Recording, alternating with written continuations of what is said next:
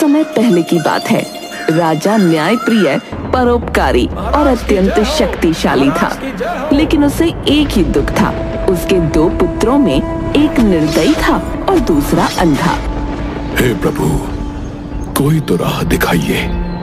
मेरे बाद मेरे राज्य और प्रजा का क्या होगा? महाराज, चिंता न करें, आपके पुण्य कर्मों का फल आपको अवश्य मिलेगा। एक दिन महल के द्वार पर एक बूढ़ा भिखारी पहुंचा। उसके वस्त्र फटे थे और शरीर पर घाव थे। उसने विनती की, मुझे महाराज से मिलने दें। मेरी एक विनती है, मुझे जाने दें। कृपया मुझे मिलने दें। राजा ने आज्ञा दी। उसे भीतर लाया जाए।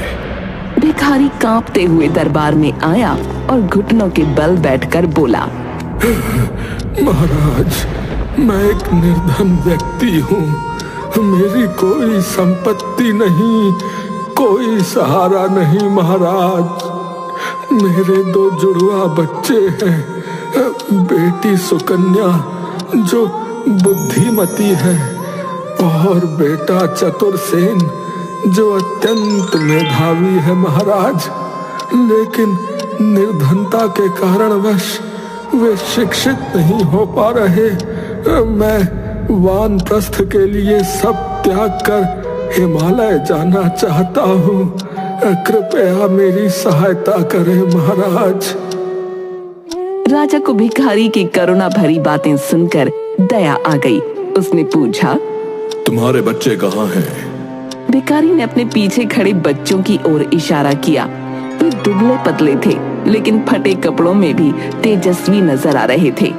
राजा ने अपने मंत्री से कहा, इनकी परीक्षा लो और देखो कि क्या ये योग्य हैं। मंत्री ने बच्चों से कठिन प्रश्न पूछे। अगर तुम्हें राजा बना दिया जाए तो क्या तुम अपने माता पिता और गुरु को भूल जाओगे? नहीं, क्योंकि सच्ची निष्ठा और ईमानदारी ही राजा का सबसे बड़ा गुण होता है। जो व्यक्ति अपने माता पिता, गुरु और राज्य के प्रति निष्ठावान नहीं है, वो कभी योग्य शासक नहीं बन सकता।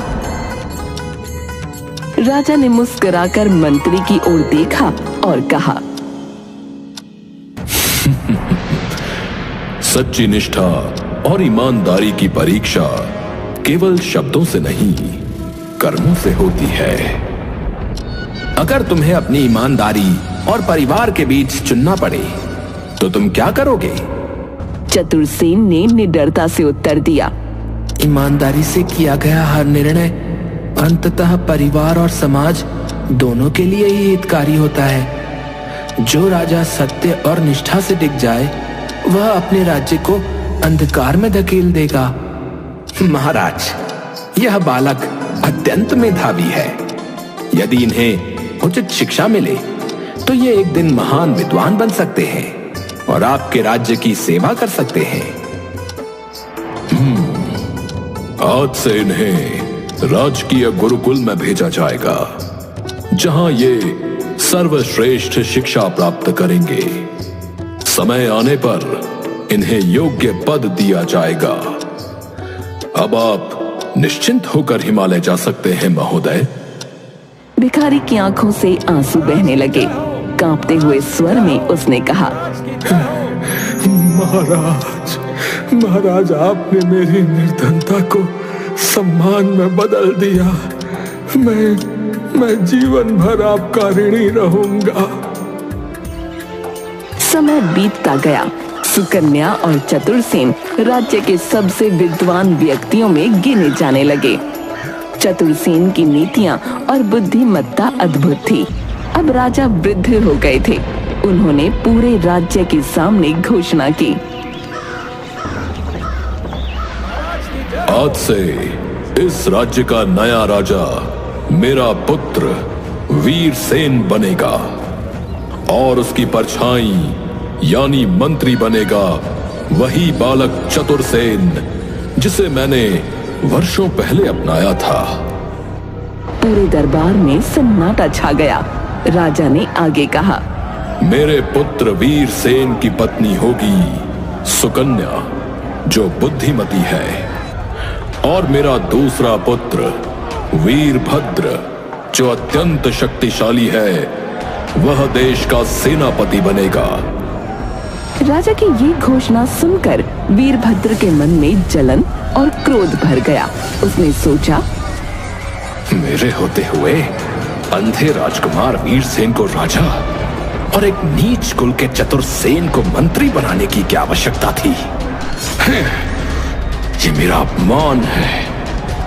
वीरभद्र क्रोध में आकर राजा से कहता है, पिताश्री, क्या आपको लगता है कि एक अंधा व्यक्ति राज्य का संचालन कर सकता है? राज्य की सेवा करने के लिए कुल, जाति या धन नहीं, बल्कि बुद्धि और निष्ठा की आवश्यकता होती है पुत्र। कुछ दिनों बाद ही वीरभद्र ने वीरसेन को मारने के लिए एक योजना बनाई।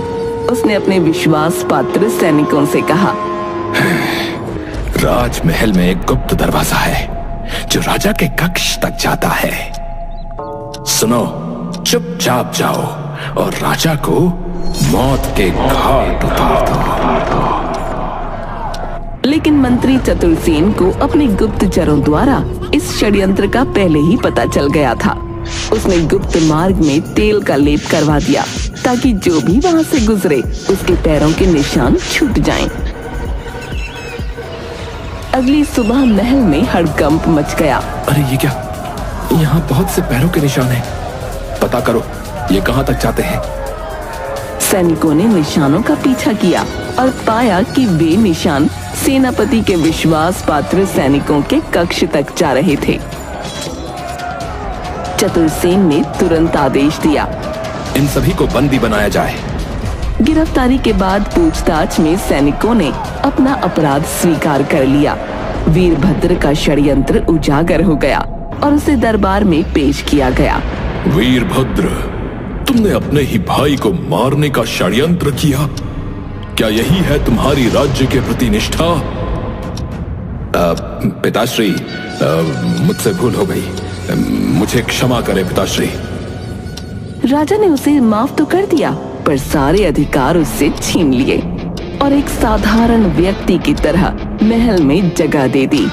वीरभद्र के मन में ईर्ष्या बढ़ती गई। दूसरी ओर अंधा राजकुमार वीरसेन चतुर मंत्री चतुरसेन की मदद से राज करने लगा। मंत्री की चतुराई के कारण कोई भी राजा को हानि नहीं पहुंचा सकता था। राजा वृद्ध हो चुके थे, इसलिए उन्होंने अपना सिंहासन अंधे राजकुमार वीरसेन को सौंप दिया। कुछ ही दिनों बाद राजा का स्वर्गवास हो गया। पूरा राज्य शोक में डूब गया। पड़ोसी राज्य की राजकुमारी चंद्रलेखा, जो वीरभद्र से प्रेम करती थी और उसे राजा बनाना चाहती थी, ने एक नई चाल चली। उसने अंधे राजा वीरसेन को विवाह का प्रस्ताव भेजा। दरबार में राजा वीरसेन चतुर मंत्री चतुरसेन से इस प्रस्ताव पर चर्चा कर रहे थे।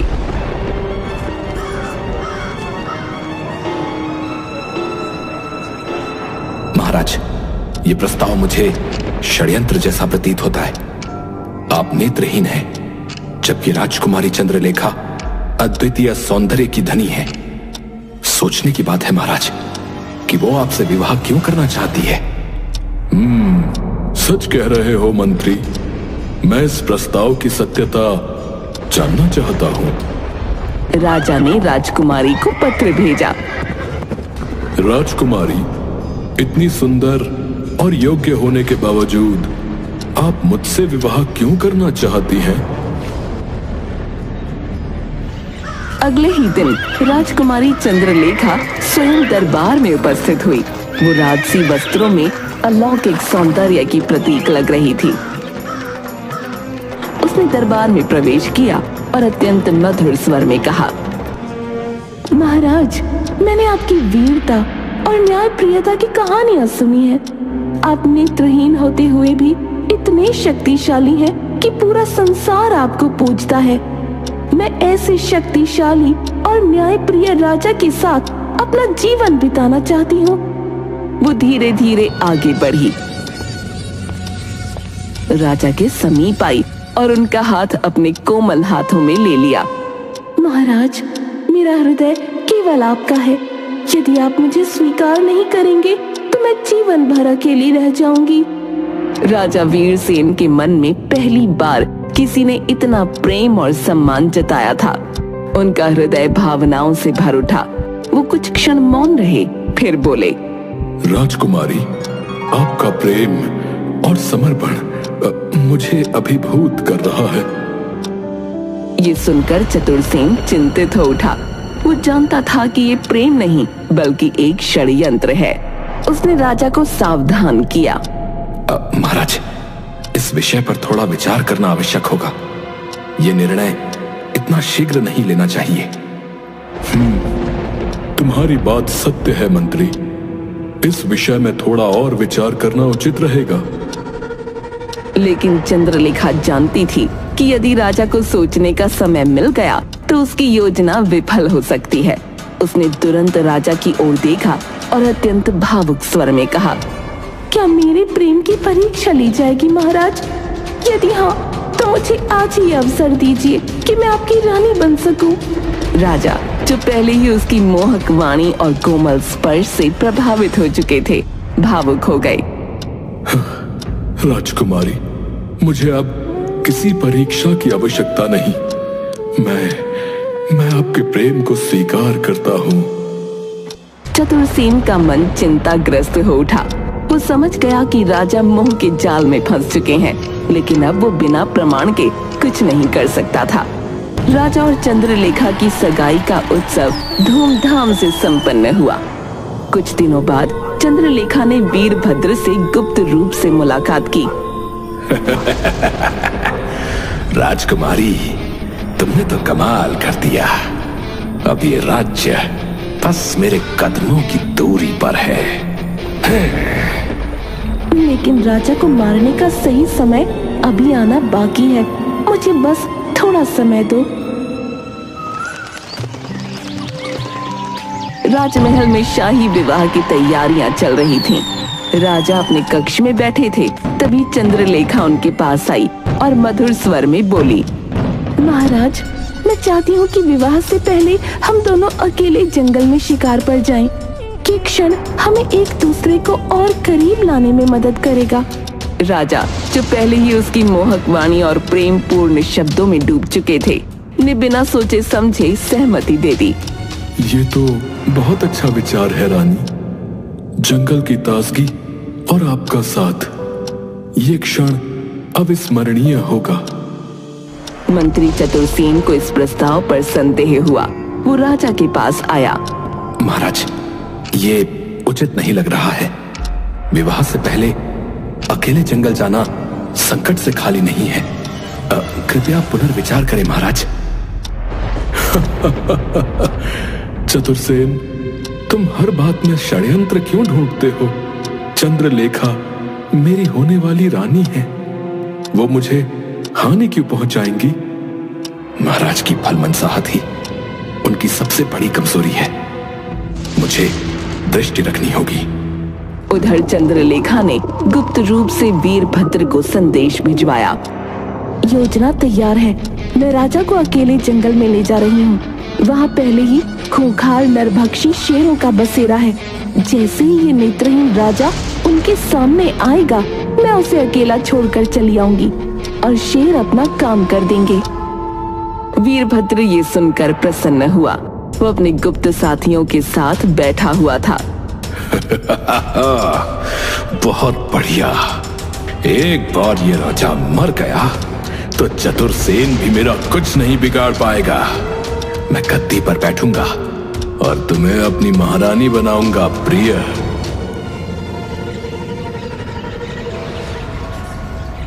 दो दिन बाद जंगल की यात्रा आरंभ हुई। सुकन्या और चतुरसेन, जो इस योजना से अनजान नहीं थे, गुप्त रूप से राजा की सुरक्षा के लिए उनके पीछे पीछे चल रहे थे। जंगल के घने इलाके में पहुंचने के बाद चंद्रलेखा और वीरभद्र ने राजा को एक गहरी खाई के पास छोड़ दिया। वहाँ पहले से भूखे शेरों का झुंड मौजूद था। महाराज, बहुत प्यास लगी है। मैं पास के झरने से पानी लेकर आता हूँ। ये तो शेरों के दहाड़ने की आवाज है। हाँ महाराज, लेकिन आप चिंता ना करें, हम आपके साथ हैं। महाराज, आप सुरक्षित हैं। आगे बढ़िए, हम आपकी रक्षा कर रहे हैं। जैसे ही राजा कुछ कदम आगे बढ़े, चंद्रलेखा और वीरभद्र राजा को अकेला छोड़कर भाग निकले। ये सूचना तुरंत ही सुकन्या और चतुरसेन को मिल गई, जो पास में ही छिपे हुए थे। अब देखना है राजा जी, आपकी किस्मत और आपका चतुरसेन कब तक साथ देता है। राजा अब अकेले शेरों के बीच खड़े थे। चारों तरफ भूखे शेर उनकी ओर बढ़ रहे थे। शेर अब मात्र कुछ ही कदम दूर थे। तभी अचानक सुकन्या ने तीर निकालकर शेरों पर वार करना शुरू कर दिया। राजा जी, डरे नहीं, मैं यहाँ हूँ। पहला तीर एक शेर की आंख के पास लगा, जिससे वो दहाड़ता हुआ पीछे हट गया। दूसरा तीर एक और शेर के पैर में लगा और वो भाग खड़ा हुआ, लेकिन अभी भी कुछ शेर बचे थे। इतनी देर में चतुरसेन ने जल्दी से अपने घोड़े से मशाल निकाली और आग जलाकर शेरों की ओर दौड़ पड़ा। राजा के प्राण बच गए। चतुरसेन, क्या ये तुम हो? हाँ महाराज, और हम समय पर पहुंच गए हैं। राजा के आदेश पर चंद्रलेखा और वीरभद्र को राजसभा में बुलाया गया। पूरा दरबार सन्नाटे में था। राजा सिंहासन पर बैठे थे। उनके चेहरे पर क्रोध और पीड़ा साफ झलक रही थी। चतुरसेन और सुकन्या उनके पास खड़े थे।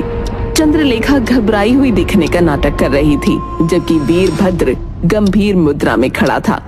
चंद्रलेखा, तुमने मुझे जंगल में अकेला क्यों छोड़ा? क्या यही तुम्हारा प्रेम था? इतना सुनते ही चंद्रलेखा दौड़ती हुई राजा के पास आई और रोने का नाटक करने लगी। महाराज, काश चतुरसेन मुझे भी बचा लेता। मैं जंगल में बेहोश होकर खाई में गिर पड़ी थी। शेरों को देखकर मैं इतना डर गई कि कुछ समझ ही नहीं आया। अगर होश में होती तो शेरों के आगे खुद का बलिदान कर देती। महाराज, क्या आप मुझ पर विश्वास नहीं करते? राजा, जो पहले ही उसके प्रेम में अंधे हो चुके थे, फिर से धोखे में आ गए। नहीं, मुझे अपने प्रेम पर पूरा विश्वास है। तुम्हें कुछ नहीं होगा चंद्रलेखा। सुकन्या, जो राजा से प्रेम करती थी पर कभी अपने प्रेम को व्यक्त न कर सकी थी, उसकी आंखों से सच्चे आंसू बहने लगे, लेकिन उसने कुछ नहीं कहा। तभी चंद्रलेखा ने अपनी अगली चाल चली।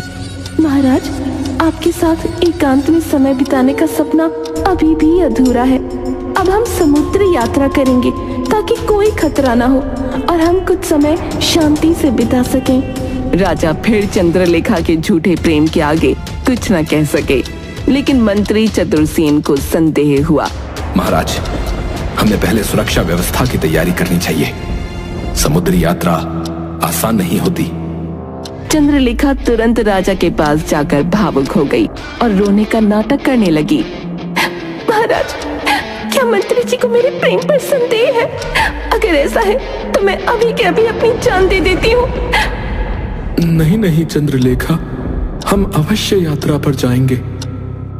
मंत्री जी, क्या आपको महाराज की खुशी नहीं चाहिए? वो मेरे साथ समय बिताना चाहते हैं। आप व्यर्थ चिंता न करें। राजा मुस्कुरा दिए। मंत्री चतुरसेन जी, चिंता मत करो। मेरे साथ मेरी प्रिय रानी होगी। ऐसा करो, तुम और सुकन्या भी हमारे साथ चलो। इससे ये यात्रा और सुखद हो जाएगी। मंत्री चुप रहा, लेकिन वो समझ गया कि कुछ न कुछ गड़बड़ अवश्य है। चंद्रलेखा और वीरभद्र ने समुद्र के कुख्यात समुद्री डाकू कालसागर से गुप्त समझौता किया।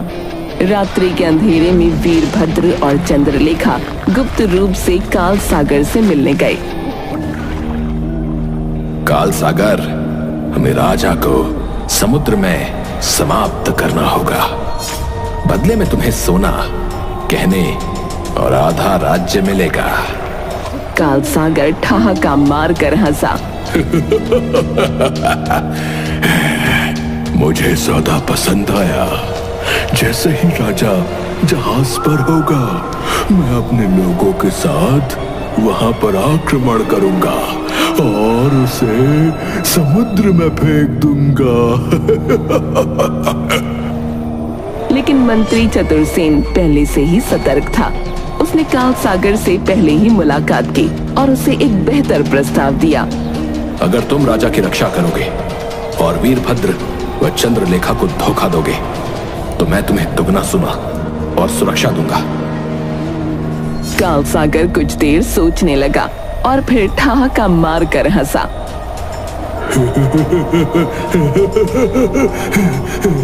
मुझे धन से मतलब है, किसी की मृत्यु से नहीं। मैं वही करूंगा जो मेरे लिए लाभदायक हो।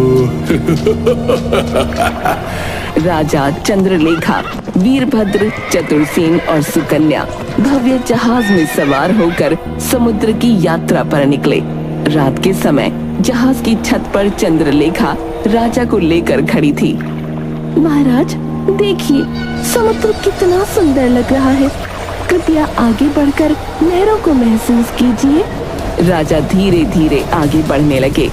चंद्रलेखा और वीरभद्र ने एक दूसरे की ओर देखा और इशारा किया कि काल सागर हमला कर दे।